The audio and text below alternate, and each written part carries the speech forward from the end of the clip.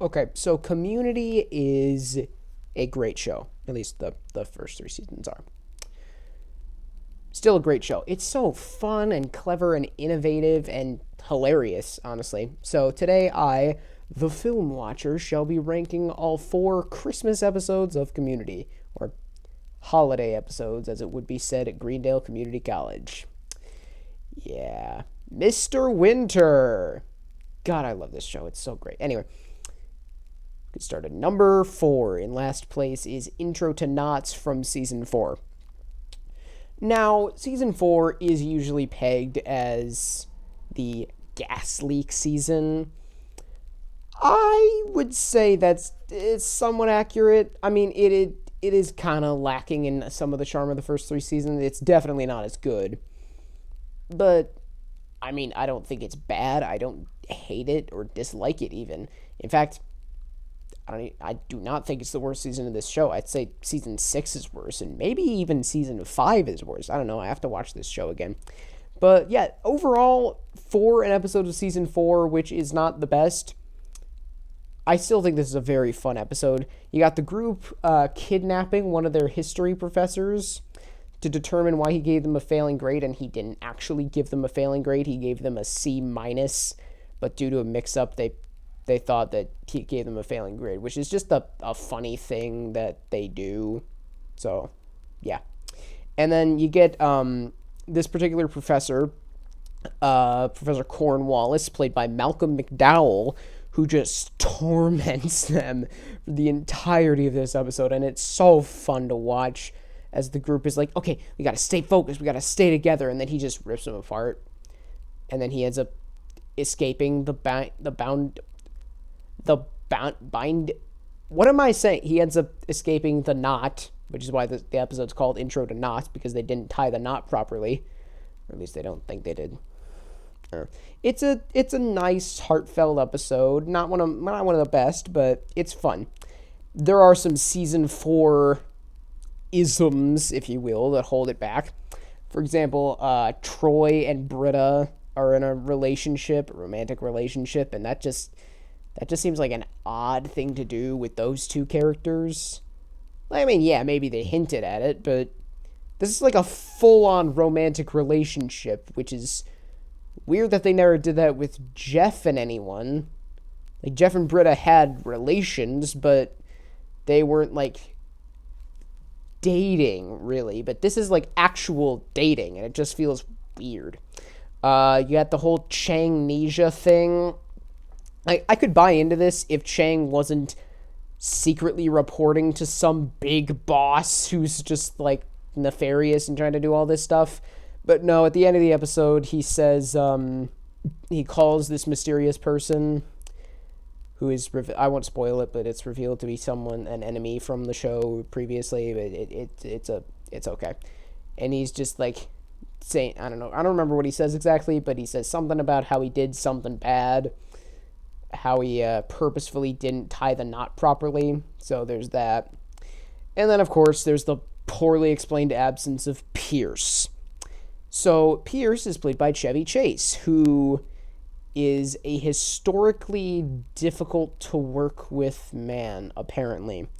From a lot of the things I've heard, at least. On this show, he was apparently he just didn't like the hours, and season 4 especially, they had new showrunners, so it wasn't Dan Harmon, and Chevy Chase and Dan Harmon did not get along, and it felt like they actively avoided putting Pierce in, like, a starring role in any of these episodes, because he barely shows up for half of them. He's not even in this episode.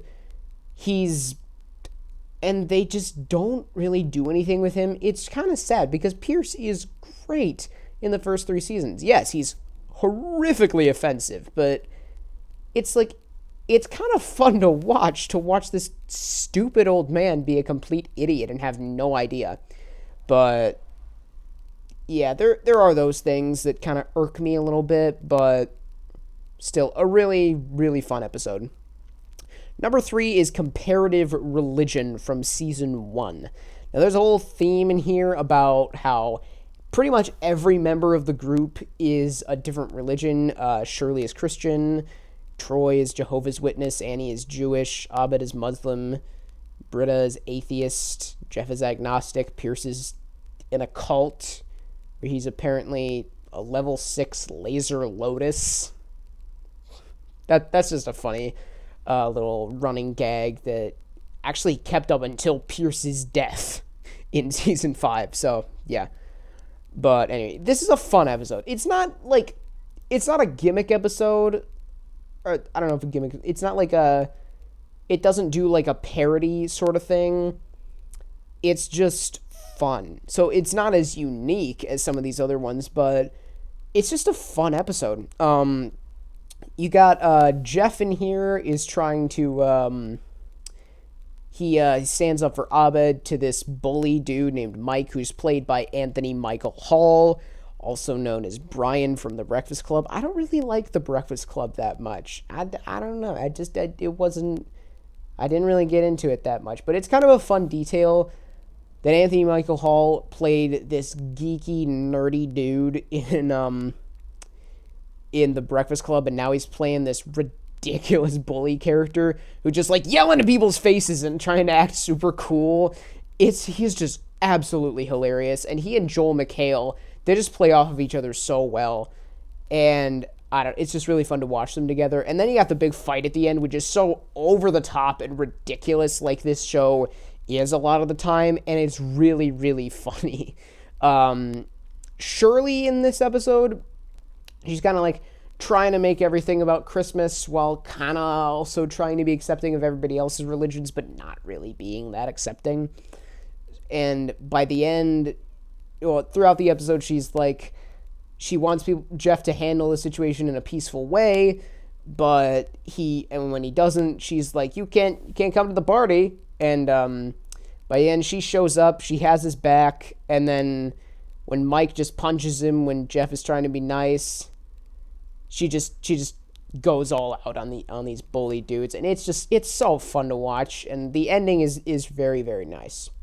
So yeah, it's not like a super big flashy episode, but it's just a really nice one. Yeah.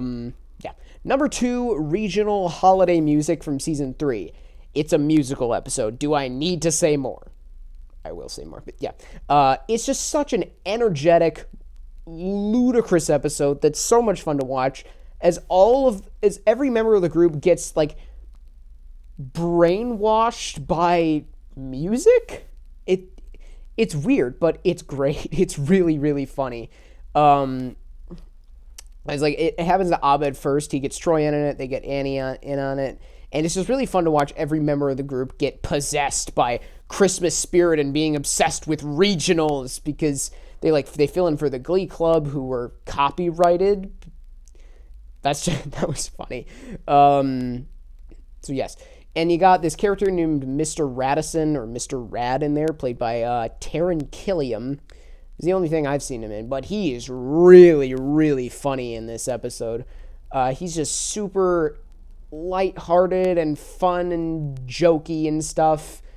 But when he needs to be intense, he can be really intense. There's this weird twist ending where it's like the previous Glee Club before the one that gets copyrighted in this episode there was a bus crash and they all died.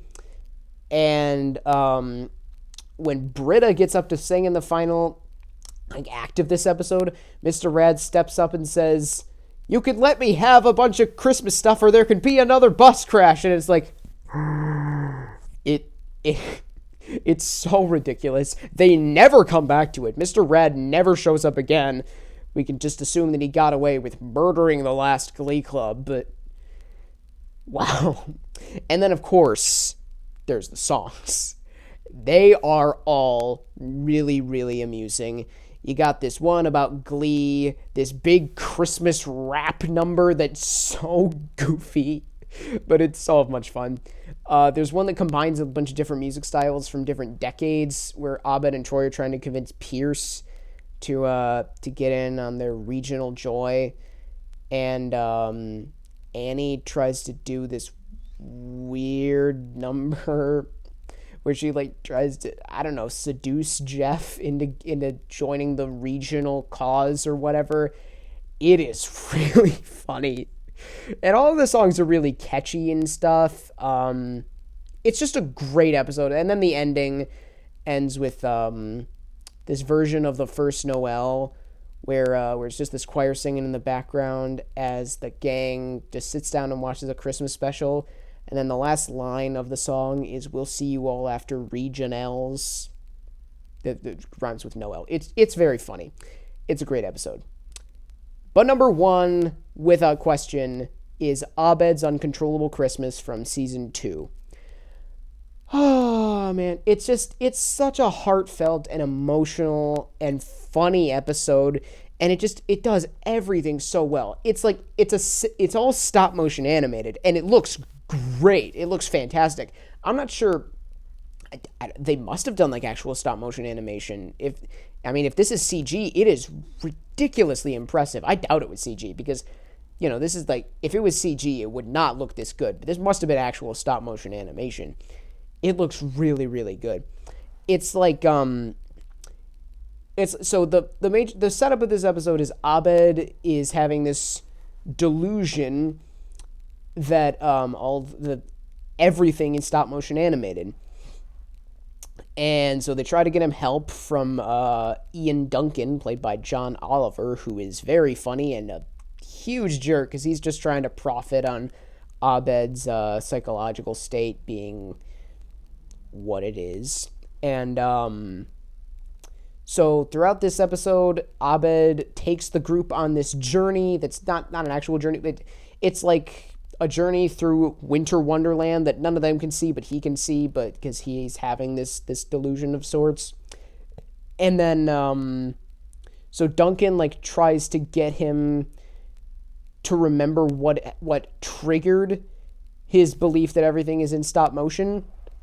And then he eventually like searches through his dorm and he finds it, and it was the fact that his mom is not going to be there for Christmas that year because, his mom always comes down for Christmas and they watch Rudolph the Red-Nosed Reindeer, which is why it's a send-up of Rankin Bass Christmas specials. It's genius. They tie everything together so well at the end of this episode, and you get the rest of the group who's up to that point, most of them had been kind of cynical about helping Abed. Britta was just, she lied to Abed to get him to come to this group meeting. Jeff just did not care.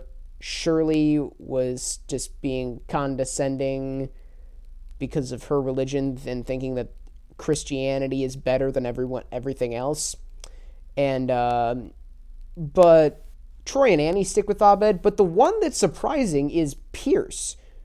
And he stays with Abed, he stays with Abed the longest. Like, Troy and Annie wasn't really a choice. They had to stop Ian Duncan, but it's just very heartfelt when you get to the ending of the episode and everybody comes back and they help Abed because he like gets frozen because of what he finds out about his mom.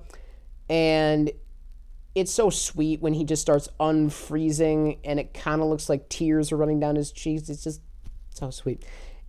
It's also really, really funny. Like, it's hilarious. The send-up of all the Rankin Bass Christmas specials, there's a bunch of these, like, short little 15, 20-second songs in there. They're so reminiscent of, like, Rudolph and Frosty, and those are the only Rankin Bass Christmas specials I've seen, but it's a send-up of them. So, yeah. Rudolph is good. Yeah. That was a really weird tangent. Yeah.